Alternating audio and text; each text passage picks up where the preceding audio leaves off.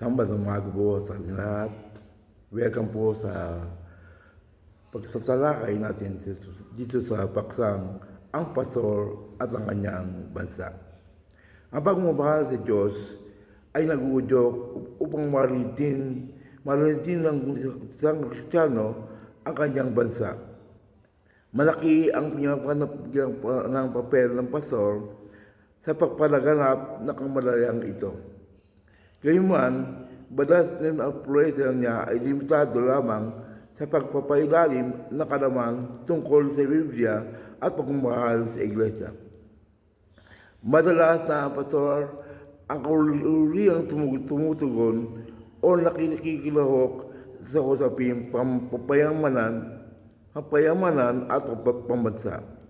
Maraming pastor na hindi alintana kung ang kanilang pangaral ay hindi nakahikayat sa kapatiran na makialam sa mga isyong pangkomunidad. Madalas, ang paksa ng pangaral ay para sa mga isyong pangkomunidad.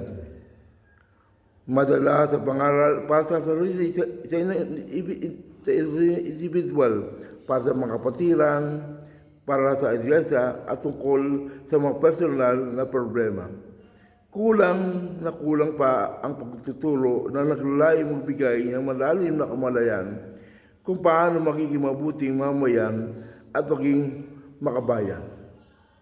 Bilang asin at ilaw na sinibutan, dapat lamang nasanayin ang mga mananampalataya sa mas malawak at malalim na kamalayan na maaaring magudyok hindi lamang ng pagbabagong spiritual, kundi pati ng pagbabagong politika.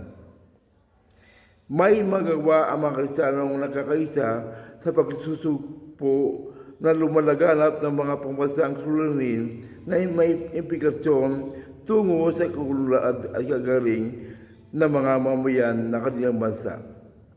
Ang mapayapa, matatuhanan, at mga Diyos na pakikalam o pakikilahok sa mga usaping pang-ekonomiya o pang-politika ay hindi isang pagpipilian, kundi tungkuling itinuturo ng Biblia. Ang pagkakaroon ng pagmamalasakit sa bansa ay palatandaan ng malalalim na pag-ibig sa bayan at sa Diyos na makatulungan. Purihin po ang Panginoon. Purihin po ang salita ng Diyos.